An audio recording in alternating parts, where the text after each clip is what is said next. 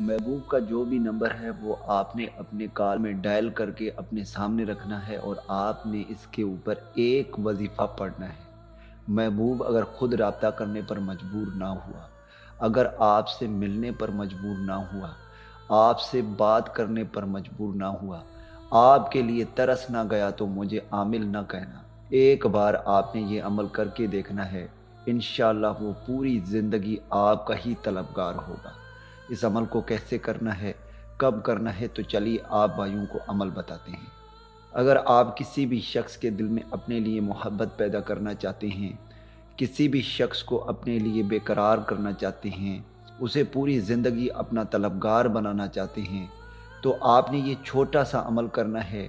انشاءاللہ تعالی وہ پوری زندگی آپ کا ہی طلبگار ہوگا، آپ سے رابطہ کرنے پر مجبور ہوگا، آپ سے بات کرنے کے لیے مجبور ہوگا، آپ سے ملنے کے لیے مجبور ہوگا، خود آپ سے ملنے آئے گا، محبت کا اظہار کرے گا، آپ کے لیے ترس جائے گا۔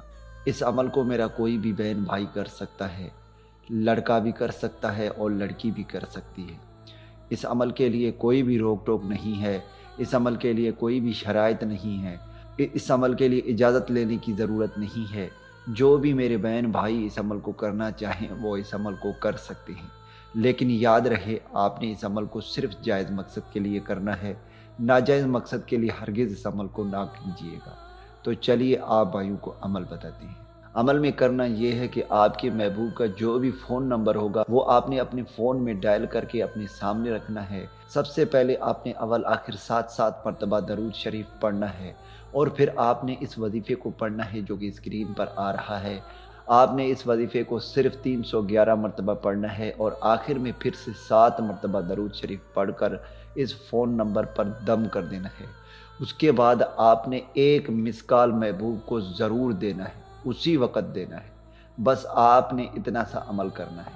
انشاءاللہ تعالی محبوب پوری زندگی آپ کا طلبگار ہوگا، آپ سے بات کرنے کو ترس جائے گا، آپ کے لیے بے قرار ہوگا، بے چین ہوگا۔ جب تک آپ سے ملے گا نہیں اسے سکون و آرام نہیں آئے گا، آپ کے ایک جھلک کو ترس جائے گا۔ امید کرتا ہوں کہ اس عمل سے آپ بھائیوں کو فائدہ ہو۔ دعاؤں میں یاد رکھیے گا، پھر ملوں گا ایک خوبصورت سے ویڈیو میں۔ تب تک کے لیے مجھے اجازت دیں۔ اللہ حافظ۔